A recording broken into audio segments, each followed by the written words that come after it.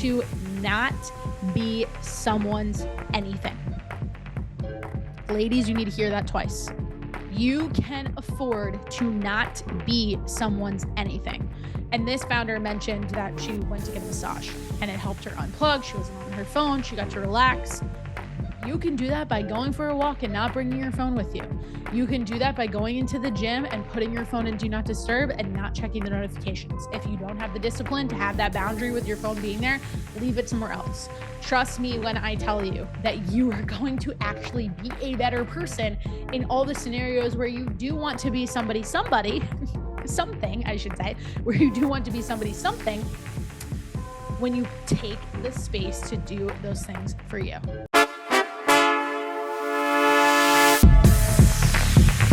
Let's link up with Krysta on the FYX. She's a wellness coach with a focus on mental well-being and physical strength.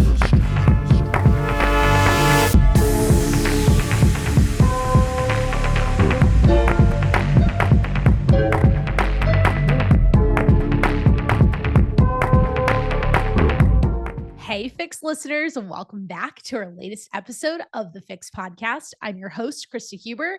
If you are new to the show, welcome. If you're a longtime listener, appreciate you guys. Happy Thursday if you're listening to this to the day this episode drops. We are getting pretty close to 200 episodes of the FYX. Last week, if you caught the episode, I'm celebrating 4 years of the Fitness FYX as a nutrition coaching business, and not too far behind that anniversary, we'll officially be 4 years strong on the podcast here in early December. So just over like a month and a half away. And having podcasted for the last 4 years, having put out content for several years longer than that, I've been thinking about new things we could add to the show and things that I may already be posting on social media, but creating more of like a roundup of them, if you will. So as of this week, as of this episode, I'm planning on starting a new series. And it's basically, we'll call it life updates. And that's what it's going to be. For today's conversation, I'm planning on talking about some events I've been to recently, a little cleanse that I did, and some approaches to my own personal fitness and nutrition changes that I made over the last month, and why I don't actually think you should follow me with them. So I haven't shared too much about it until then, till this recording. And then like fun stuff, Netflix shows we're watching. If you haven't watched Nobody Wants This, by the time I finish this episode, I'm going to convince you to go and watch it. But I just figured showing a little bit more of what happens in my day to day, a little bit more of me and what kind of things I'm thinking about on a daily basis, because I want this podcast to not only be informative in terms of what I'm covering with our guests and the information that they share about your health and wellness and how those things play into your life. I want this podcast to continue to be motivational, inspiring, encouraging you to think differently about your nutrition. But something that I always come back to in thinking about what the Fitness FYX and what the FYX brand stands for is the fact that we are women who are out here doing it all. And doing it all means the fun stuff, the social stuff, the nights where you might be laying on the couch watching a little bit of Netflix. So in an effort of keeping it real and being transparent and truly being authentic, I feel like this is only a natural next step to start to incorporate some of these things. So with that, I am asking you that once you do listen to this episode, please shoot me a DM, send me a message. Tell me if you liked it. If you're like, Krysta, we don't want to hear about these things, tell me that too. We're just trying something out. And of course, when I think about this idea of experimenting and trying things out, I'm going to bring in the fitness analogy and the nutrition analogy. And it's this. You don't always know what's going to work until you try it, and you try it consistently. So while if you guys tell me like, hey, I really like these kinds of episodes, I'm going to continue them for a little bit. If I don't get a ton of feedback, I'm still going to continue them for a little bit because maybe they're enjoyable for me, but it just might take a couple of months for things to kind of kick up. And just because there's no immediate results, like us stepping on the scale every couple of weeks and not necessarily seeing it go in the direction we want it to, or it takes a few months for us to start to notice changes in photos, in the mirror, etc. I'm not just going to all of a sudden like throw it to the side and be like, nope, I'm out, I'm done. So that's it. Let's dive in. I'm going to cover first this whole cleanse that I did over the course of September.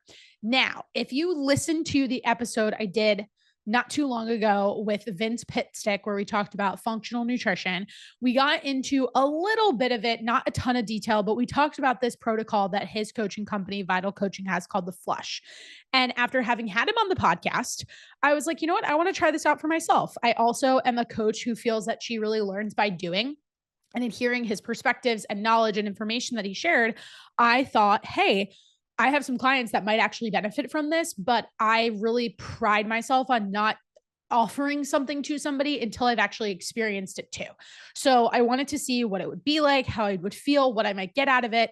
And I'm not going to go like crazy in depth on what I did. I'm going to give you like the high level overview of it, but here's what I want to preface this and explain this by saying. If you hear this and you think, oh, that's something I want to try, I want you to be really honest with yourself. And I want you to ask yourself, what kind of effort have you put into your fitness and nutrition over the last 6 to 12 months? Now, you could make the argument, well, why shouldn't I just start here by eliminating some of these things and reducing my bloat and feeling better? Sure, I'm not going to argue against that. But I caveat this because I think people hear things like these cleanse type approaches and they equate them too quickly to quick fixes. And that's never my intention. That's not what I want. And I want you to understand that the reason why I chose to do this is also because I am at a very mature point in my fitness and nutrition journey, in the sense that I have the resume of I've been consistent. I've tracked my protein. I've been consistent with my workouts. I push myself in the gym. I lift heavy weights, and I've done the same thing repeatedly for months and years on end. Yes, there have been stops and starts in between, but the best way I can say this is I've earned the right to experiment. And what I mean by saying I've earned the right to do it is I went into this 30-day period with zero expectation that I was going to lose like 10 pounds and think like all of a sudden I unlocked some secret sauce that this is the way for me to not only lose, but also maintain my weight loss. And that's really important because that is the feedback loop that a lot of you who are what I call diet hoppers and are jumping from diet to diet are not actually seeing, because you have this like shiny object syndrome when it comes to trying the next thing, because you're convinced that nothing's working for you. And it's actually unfair to say that nothing's working for you if you're not giving it like at least 6 months. And on top of that, when I say giving it 6 months, I mean actually doing it.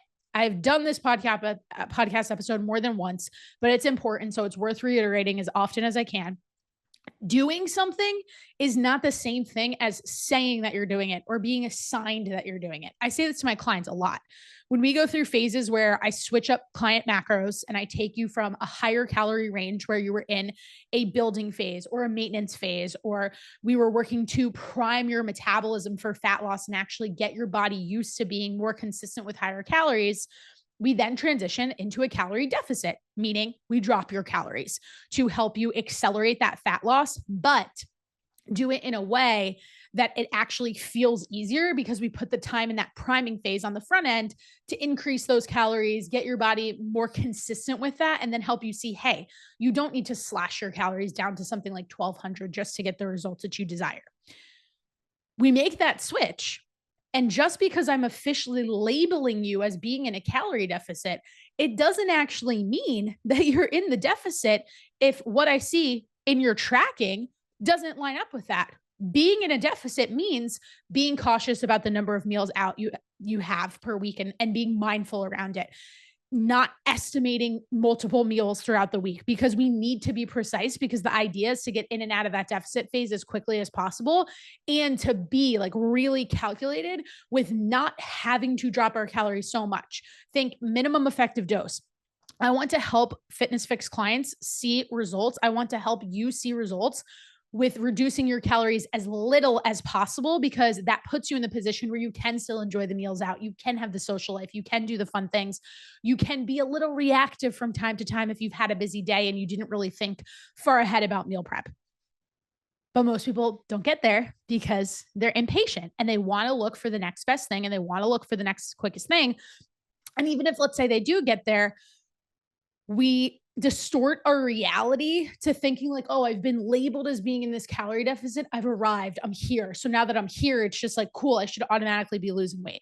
No, not if you're not putting the work in, not if you're not consistently logging your meals, hitting your protein goals, prioritizing getting a good night's sleep, hydrating, getting your steps, etc. And when I run down that list, if that sounds overwhelming to you, you're the person that actually needs the 4 to 6 month period where you are investing in consistency of your habits, investing in actually intentionally eating more food, because doing so makes it easier by design to get consistent.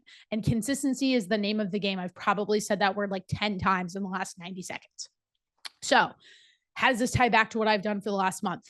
That is most of my story. I've had periods where I've completely fallen off of that, putting fallen off in quotes for all of you listening to just the audio, because I don't believe there's a falling off track. It's just we go through different seasons and different priorities in life, and working towards bringing our health back to the top of that priority list all the time is something that is very important to me to prioritize myself, but also teach others and do that by leading by example. So, when I think about something like this flush that I participated in, again, I went into it with a mindset that is very different than the person who has been on and off losing the same 10 to 15 pounds. I was coming at it from a place of wanting to optimize how I felt and also be open-minded to experimentation and see if by making certain tweaks to my routine, adjusting things with how I was recovering would help me see better results in the long run, not just in these 30 days, but I'm trying to think 1 year from now and beyond 12 months from now, 14 months from now, 2 years from now, even shorter periods, like 3 months from now. So as part of this cleanse, I cut out gluten, dairy, no caffeine, which was definitely the hardest for me. And as I record this podcast, I've got my lovely iced coffee here. So good. I missed it.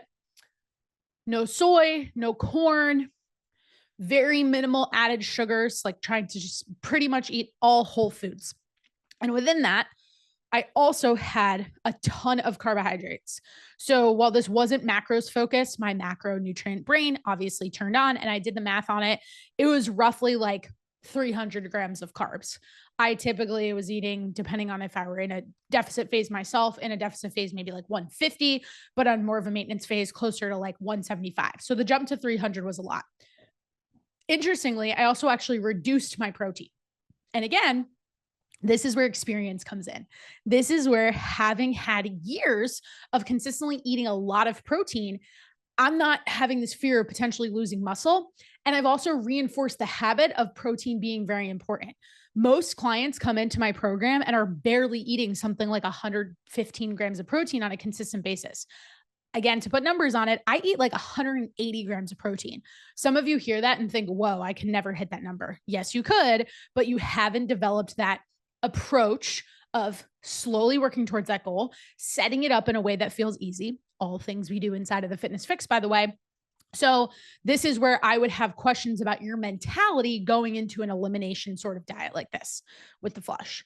So reduce all those things, cut them out, tweaked the approach to my macros. Reason being, this idea of having so many carbohydrates was really just to encourage more fiber and a lot of micronutrients, getting a lot of greens, a lot of fruits, a lot of juices, reducing protein intake a bit to actually help the digestion process just kind of calm things down internally. So keep in mind that digestion, like it's not stressful in the sense of like, oh my God, I'm super stressed out, but it causes stress, a change in stimulus on your system, to where sometimes if we can just kind of calm some of those things down, it can help reduce water retention. It can help reduce water weight. It can help with inflammation. And that's 100% what I saw. Also removing the caffeine, just relying more on my like natural energy levels. All of these things were in the name of, hey, I feel pretty good, but I just want to optimize this a little bit. And I want to get my liver in particular with some of this approach, just like really, really effective at detoxing. And long term, my metabolism in a place where of all the foods and all the nutrients I'm putting into my body, I can really actually like capitalize them and optimize the way that I am digesting and metabolizing them so that I can use that fuel to feel like my best self. Notice that none of what I just described had anything to do with weight loss other than mentioning water retention and reducing some bloat. I did see positive changes to the way I was going to the bathroom, and those types of things do matter. So overall, I didn't walk away from it thinking like, oh, this is something I necessarily want to do all the time. But here's what I did get out of it. When I started to notice that I did have a lot of really solid natural energy, I started to notice that, and I'll add this, I really reduced my training. So I actually took like 3 weeks off from weightlifting. And at first I was like, oh, I have this extra time back. Like I want to make sure I'm moving my body. So I would go on much longer walks. I did yoga, things like that. A lot of you out there would be like, oh my God, I'm going to lose muscle. No, you're not. If you have a track record of years and years of consistency and pushing yourself in the gym, that's me. Again, wasn't perfect for 7 years, but I have the big majority and chunks of time where what I was doing 80% of the time was lifting weights, resistance training, moving my body, challenging myself, and did go through periods of not recovering well, of not recovering properly because I was actually working out too much, like 6+ days a week with way too much cardio and not enough calories. So it's really about what you do next. Anybody could do this like 30-day elimination. And again, did I see some changes on the scale? Yes. But I can also tell you that that quote unquote weight that I saw move around, now that it's been about a week of me going back, and I haven't 100% readopted everything, and I'll explain what I changed, but going back in and being a little closer to the ways I was eating before, drinking coffee again, like I've seen like a 3-pound fluctuation. I never lost 3 pounds of body fat in the first place. And it also doesn't mean, oh, I need to eliminate these foods and just eat this way for the rest of my life. What I did find is I'm more tapped into what foods make me feel really good and what foods maybe just make me feel a little bit like foggy, bloated, uncomfortable. And now this is where the real test begins, because now I get to have even more fun and more time experimenting with how I want my training schedule to look, with what foods I may not actually add back in. So let me give you 2 examples before I move away from this topic. Something I realized in how well I felt in terms of like sleeping more deeply and just recovering better. I, previous to doing this, was always training 4 days a week, 2 upper body workouts, 2 lower body workouts. Now I'm going to try out what it might feel like to actually train 3 days a week. Yes, I am reducing my training. I will say that again for all of you who think you need to work out 5+ times a week. Why? Because my body responded to the reduction in that stress, change in stimulus, not bad stress. It's still a form of stress with resistance, in a positive way. I saw that reduction in water weight. So I want to see what it might feel like if I work out 3 days a week. So that's something I'm planning on trying out, not just for the next month, but probably for at least 2 months before I decide and determine whether that actually works for me. From there, I've also just kind of noticed, without having as much dairy and reducing different amounts of like gluten and things like that, I've never given up bread for good, but I may monitor how frequently I eat it. So if you guys have been here for a while and you follow me on Instagram, you know I absolutely love French toast. It was something I would eat like every single day. I am probably not going to eat it every single day. I also love cheese. I would put cheese in my eggs constantly. I'm obsessed with omelets. I love eggs. I could eat them for every single meal. I'm probably going to cut back on the amount of cheese that I consume, for no other reason that when I wasn't consuming it, I just noticed positive changes to how I felt on a daily basis. It's not because it's labeling it as bad. And it's not because I think that not having cheese anymore is like some magic pill to me being smaller physically. I'm just really rooted in how I feel. And I firmly believe, from a psychological perspective of everything that goes into the process of getting to a healthier weight, yes, we all feel better if we lose some weight, but so many of you are in this race to lose weight as fast as possible that you actually tell yourself a story that all you care about is the fastest way to get there. Even if that way actually makes you feel deprived, it makes you feel restrictive, and just straight up makes you feel like shit. That is not going to serve you for the long haul. What is going to serve you for the long haul is developing the foundational habits of consistently hitting a protein goal, making movement a part of your identity, making sure you're getting a walk in every single day, making sure you are doing at least 2 days a week of strength training. Those pillars, from my perspective, have to be in place first for you to ultimately get even more out of the experience of experiments. I just put those two words together that I am describing. That is just my take. Somebody else can have the complete opposite perspective that I don't discredit in saying, hey, why don't we optimize some things with somebody's gut health, like I'm describing, their liver, like I'm describing, and do that first, and then kind of get into some of the more like tactical approaches of protein, carbs, fat, tracking your food, etc. Also not wrong. Like I could make a full-blown agreement for that and play devil's advocate on either side. But in my experience of where things kind of come from, like a mental perspective for a lot of you out there, I don't want you to lose sight of the basics by going all in on some sort of elimination route. From here, what I plan to do is incorporate this type of approach for myself at least 1 to 2 times a year per Vince's recommendations and his coaching staff. And I'm excited to see how over like a 2 to 3 year period, this changes things for me with my metabolism, with my physique, with my energy levels. But all in all, I want you to recognize how big picture I'm thinking. 2 years, 3 years. Some of you are not thinking about that because you're in this race to try to lose those 10, 15 pounds as fast as possible. Now, that said, completely transitioning away from this topic, second life update. Something else I did this past week that was so much fun this past weekend was I went to a women's entrepreneurship summit. It was in New York City, called the Offsite, part of a company called Create and Cultivate. They host really fun events in all different cities. Like they've done a lot of things in California.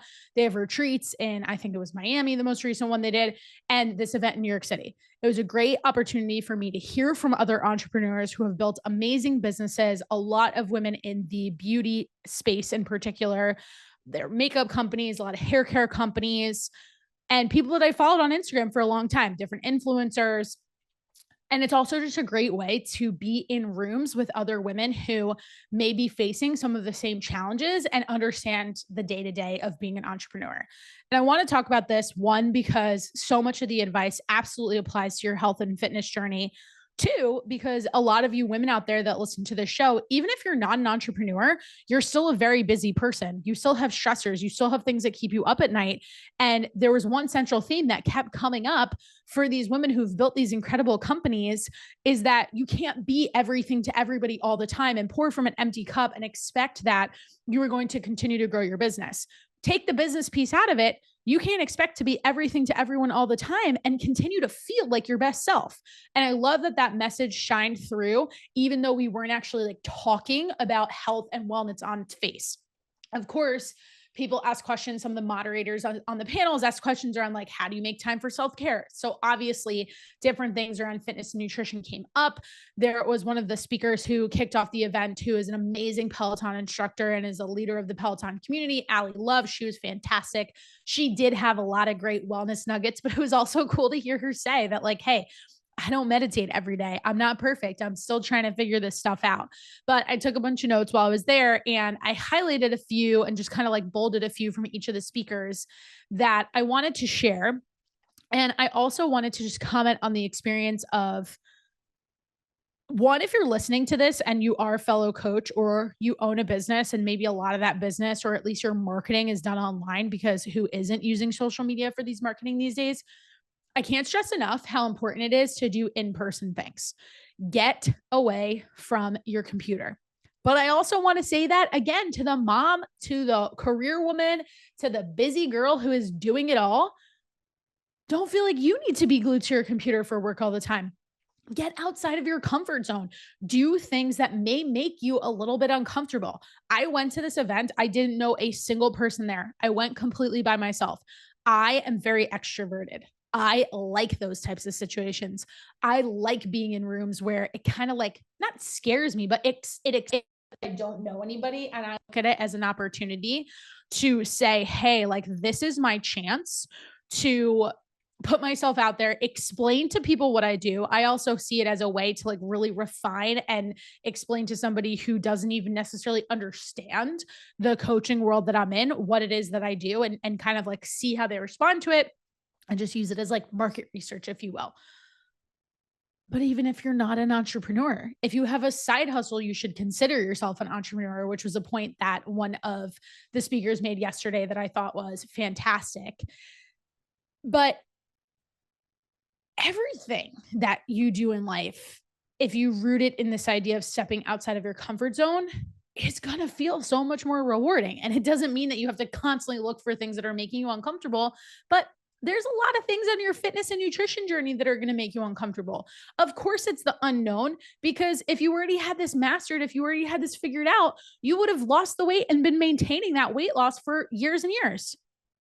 So if you can embrace this idea and this concept of things being unfamiliar, it is just going to help you in every single area of your life, but especially when it comes to what might actually be frustrating about your fitness and nutrition journey. So I just wanted to give you that reminder. The other things I want you guys to think about, or my big takeaways, is again, speaking to this idea of being that busy woman who feels like she's all over the place, who feels like she is being pulled in a million different directions. There was a founder of a really successful hair care company who is crushing it. She is now on the shelves in Sephora. She's seen a ton of growth for her business. And she has 4 kids under the age of 4. She just had her 4th baby like 4 months ago, was speaking on this panel. And of course, so many of us women out there hear that, and we have the reaction of like, damn girl, you're killing it. Was asked a question about self-care, and she said, for 1 hour, you can afford, if it's 1 hour a week, ideally 1 hour a day, but for 1 hour a week, 1 hour every 2 weeks, 1 hour every month, like that is bare minimum, you can afford to not be someone's anything. Ladies, you need to hear that twice. You can afford to not be someone's anything. And this founder mentioned that she went to get a massage and it helped her unplug. She wasn't on her phone. She got to relax. You can do that by going for a walk and not bringing your phone with you. You can do that by going into the gym and putting your phone in do not disturb and not checking the notifications. If you don't have the discipline to have that boundary with your phone being there, leave it somewhere else. Trust me when I tell you that you are going to actually be a better person in all the scenarios where you do want to be somebody, something, I should say, where you do want to be somebody, something, when you take the space to do those things for you. And you can find the time if you value making the time for something like that. So, of course, that one had to be on my list. The second one applies really well to business, to your career, relationships. And I think we don't do a good enough job of reminding ourselves about this on our fitness journey. And that's this idea of like 2 things can exist at the same time. In this example of thinking about business, this person mentioned you can think you're amazing and also be failing at things, meaning you can think like you're really creative, you're a very creative marketer, but maybe there are things in your business where you feel a little bit stagnant, or the numbers aren't what you want them to be, or you had a different vision that you'd be in a different spot by 6 months from now, or whatever it is. But you can still think you're awesome. And we beat ourselves up a lot when we're in the process of looking to lose body fat and build muscle and feel stronger and feel more confident in our clothes and feel leaner, etc., because we put a lot of weight into certain things, certain data, like the scale, so much so that our brain's looking for all the things that are wrong. And we actually don't give ourselves enough credit for, hey, maybe the scale didn't go down this week, but I didn't miss a protein goal. I was committed to tracking every single meal. I had only 1 meal out when I typically have 3. And as a result of that, I actually feel better. You step on the scale, you don't have that confirmation bias of like, hey, I did all these things, therefore I should be rewarded with this new number moving in the direction that I wanted to go. And immediately you jump into this headspace of there's something wrong with me. There's something wrong with this process. This is automatically hard for me. 2 things can be true at the same time. You can be on this pursuit of wanting to change your body and still love your body along with it. And that is not in the name of toxic positivity. It's in the name of giving yourself respect, of executing and having and maintaining self respect, so much so that you recognize you want to make the change. You're not being complacent and saying, oh, I should just love my body in all phases. But you're looking to make the change because you know what's on the other side is a better version of you, that's where you're going to feel better, you're going to feel more energized, you're going to feel more confident, but you're also working towards that. And the little milestones along the way are helping you get there too. So I just love that one. One more from this, and I think I could probably do a whole podcast on this, so stay tuned. I just loved the way this phrase was said, and I feel like it's a new catchphrase that I'm going to use. So this came from one of the speakers who grew her hair care company. And at one point in the process of trying to receive funding, she was like $2 million in the hole. And she said something that has a lot to do with what I was kind of describing earlier when I said, like, there's a difference between labeling yourself as being in a calorie deficit versus you actually doing the work. And she just said it so eloquently. Modify your strategy to fit your reality. And again, this is for my busy ladies out there, the people who feel like you're pulled in a million directions. You think that you need to do what everyone else is doing because it's working for them to lose weight. But they don't have your schedule. They might not have the same responsibilities at home. They might not have kids and you do, or you might not have kids and they do. They might have a different schedule in the sense of, like, maybe they live closer to the gym. Maybe their living arrangements are different. Maybe the way that they think about certain foods that they like are different than you. Maybe you consider yourself like more of a picky eater. All of these things could come across like excuses, but they're your reality. And where I see so much frustration when it comes to losing body fat and actually maintaining those results is we are too quick to be so focused on that end goal that we don't take the time to recognize, hey, I made this commitment, just giving an example, to track my food for at least a month. If you do that, and by week 2, you're noticing that you're like barely tracking half a day, or you wake up in the morning and you're only tracking your breakfast, and then all of a sudden it's 8 p.m. and you haven't logged a single thing, and you're sitting there and you're trying to go backwards and like think about, oh, what did I have for lunch? What was that snack I had? What was the amount that I had? Most people's next step is to be like, oh, food tracking is too hard. My opinion, as a coach, we need to change the approach. Number one solution, number one tip I teach in the first 2 weeks of working with the Fitness Fix: pre-plan your meals and actually pre-log them. And remember that just because you pre-logged it doesn't mean you're not married to it, but you're doing yourself a favor by taking the 10 minutes to pre-log them, reducing decision fatigue, reducing the opportunity to be reactive because it's already set up and ready to go. So then you just open your food tracker and you're like, oh, sweet. Yeah, that's what I said I was going to have for that snack. Let me go grab it. Or let me even pre-pack it if you're going to an office. That's modifying your strategy to fit your reality, because your reality is that you haven't spent that much time food tracking. Your reality is that you believe it's hard, but your problem is you're not looking for ways to make it easier. You're actually looking for ways to just like say, nope, this doesn't work for me. There are nuances in the approach to way we can get it to work for you under the current circumstances that you're in. So I just absolutely love that. Again, that could look like maybe you're only tracking protein because you've had a really, really busy day. And we know that that is the one macronutrient that is the most important for you to have as a solid foundation. And once you get really good at that, then we layer in some of these other things. So modifying your strategy to fit your reality, you can win every single time, not only when it comes to the results that you want to see along your fitness journey, but to making this whole process feel easier. And that's something that I preach about constantly. You want to make this process feel easier because that's what's going to help you actually stick to it. And that brings us all the way back to this theme of consistency. So just to recap my experience from this event, put yourself out there, get yourself in those uncomfortable situations, but also go have experiences. Get away from your phone, get away from your computer. You don't know who you're going to meet. I made an awesome friend at this event, and I'm so excited to continue to keep in touch with her.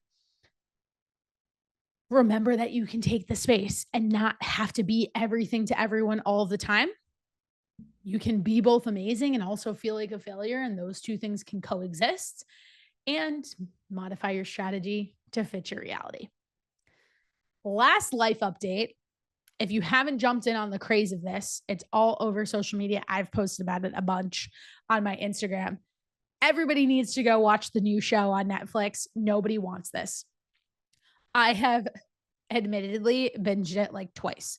The first time I like sat and binged every episode, and keep in mind the episodes are only 20 minutes and there's 10 episodes.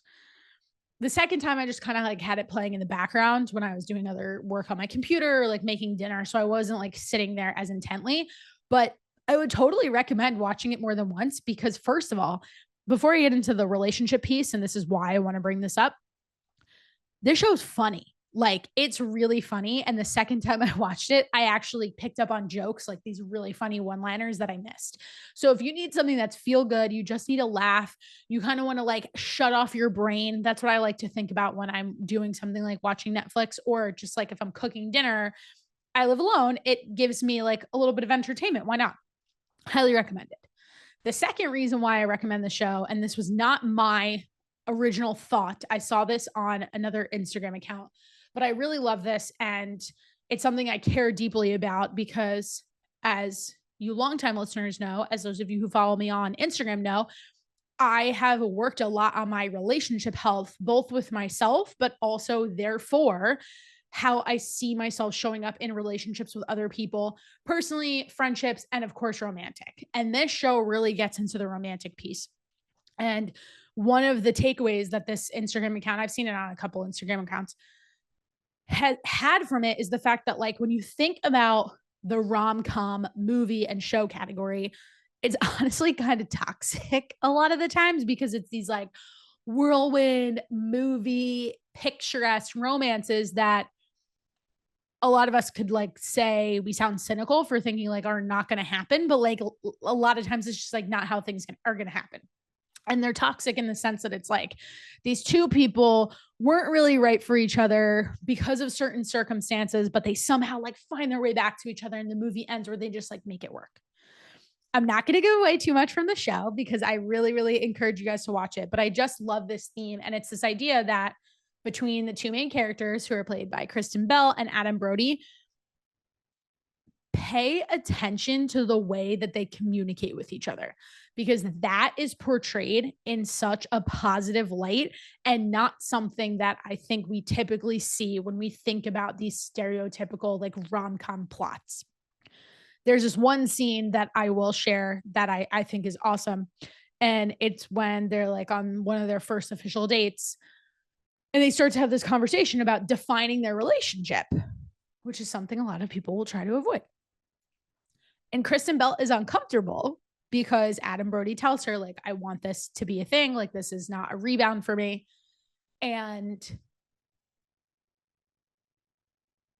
when I think about the conversations I have with my friends, when I think about past versions of myself and how I've shown up in relationships, if that were presented to me, I think most women are like, and guys too, this goes in either direction. If you want that too, you're like, yeah, cool. Like, let's do it. That's what I'm looking for too. But instead, what Kristen did, her character, Joanne, did was take this opportunity to actually admit that she was scared. And what I really loved about it, that I thought was like cute, but actually a really great trick, was she turned around and she had her back to him because she was nervous. And she said, I feel uncomfortable. She was communicating and voicing her feelings. But then she also told him what she was afraid of and what she needed. And she said, my fear is I want to be with somebody like you, but based on my history as a kid, what I saw with my parents, thinking about my past, thinking about my patterns in past relationships, what scares me is the fact that like I could get to a point where I fall in love with you and I'm relying on you, and then you break my heart, because that's the story that I have in my head. Take notes on the fact that she communicated that. I feel so excited about this because I think that's something we need to see portrayed more and have it be celebrated, which is why I even wanted to bring it up on this podcast, because it's important for us to talk about this to actually make that the standard. Because if you are in a place where you look at your dating history or you're not with the person you want to be with, or you thought by this point you'd be in a different timeline, or maybe you just feel like you want to like pulse check your own relationship, nothing has to actually be wrong either. I did a podcast episode with Jessica, the founder of Hours Therapy. And if you guys remember that one, she actually talked about the whole reason that she wanted to go to therapy with her now husband wasn't because something was wrong. They just wanted to make sure that before they got married, they had like tools and skills to be able to talk about these things. So here's a great example. Watch this show with a lens of how you too might be able to pick up on some of these things and actually adopt them, and know that it's in like a more fun and lighter kind of way. And I think that's why it can feel a little bit easier for people to digest versus being like, oh no, like I don't want to examine this, or like I don't want to go to therapy and go down that whole road. So that's my fun and just like casual life update of like, what are we watching? What's getting our attention right now? What's making us laugh? Why is it important to us? So everybody should go watch that show. And that's all I really got for you guys. If anybody has any questions about what I did with the flush, I am happy to give you more specifics on it and expand on it more. If you are a coach out there or you are a business owner and you're curious about going to different events like the Create and Cultivate one that I described, and you want to know how to find them, I honestly find most of these things on social media. I pay attention to, like, I'm really intentional about who I follow and what my Instagram feed looks like so that I can get plugged into more of these opportunities. And if you're looking for something feel good on Netflix, go watch Nobody Wants This. And if you liked this kind of episode where I bounced around from a few different topics and gave my takes on them, of course, I still related it back to nutrition and fitness. Let me know. I really value your guys' feedback. This is fun for me because I'm just kind of sharing what's going on in my day to day, but I also want to make sure it's always bringing value to you too, even if it's just the enjoyment of getting to listen to it and maybe using this podcast as like a chance for you to feel entertained and for you to shut your brain off for a little bit too. So with that, happy weekend ahead from wherever you're listening from. I hope you guys have a wonderful rest of your day, and I will catch you next week.